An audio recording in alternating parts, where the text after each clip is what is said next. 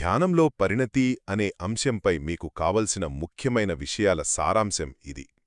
తగినంత సాధన లేకుండానే లోతైన ఏకాంతాన్ని కోరుకోవడం ఎంత ప్రమాదకరో బుద్ధుని బోధనలలోని ఒక చక్కటి కథ ద్వారా మనం ఇప్పుడు తెలుసుకుందాం. మొదటిది, ఈ విషయాన్ని ఒక చక్కటి ఏనుగు, కుందేలు ఉదాహరణతో వివరించారు. మీరు గమనిస్తే ఒక పెద్ద ఏనుగు లోతైన నీటిలో చాలా ప్రశాంతంగా విహరించి ఆనందించగలదు కదా. కాని దాన్ని చూసి ఒక చిన్న కుందేలు గుడ్డిగా అనుకరించి ఆ లోతైన నీటిలోకి వెళ్తే ఏమవుతుందో ఒక్కసారి ఆలోచించండి. అది ఖచ్చితంగా మునిగిపోయి భయపడుతుంది. సరిగ్గా మన ధ్యానంలో కూడా అంతే జరుగుతుంది.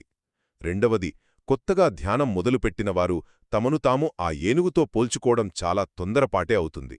సరైన మార్గదర్శకత్వం లేకుండా, కనీస ప్రాథమిక విషయాలు నేర్చుకోకుండా నేరుగా లోతైన ఏకాంతంలోకి వెళ్లాలని ప్రయత్నిస్తే ఏమవుతుంది? మీకు లాభం కంటే మానసిక అశాంతి ఎక్కువగా కలుగుతుంది. ఇక మూడవది, అసలు ఈ అంతర్గత పరిణతి అనేది ఎలా వస్తుంది? మనిషి ఎదుగుదలలో ప్రధానంగా 3 దశలు ఉంటాయని చెబుతారు. పసిపిల్లలు తెలియక మట్టితో ఆడుకున్నట్లుగా అజ్ఞానులు తాత్కాలిక ఇంద్రియ సుఖాల వెంట పడతారు. కొంచెం ఎదిగిన పిల్లలు బొమ్మలతో ఆడుకున్నట్లు మరికొందరు ప్రాపంచిక విషయాలతోనే తమ కాలం గడుపుతారు. కాని పూర్తి పరిణతి చెందిన ఒక భిక్షువు మాత్రం ప్రశాంతమైన సమాధిస్థితిలో ఉంటూ తన మనస్సును అదుపులో ఉంచుకుని అత్యున్నత ఆనందాన్ని పొందుతాడు.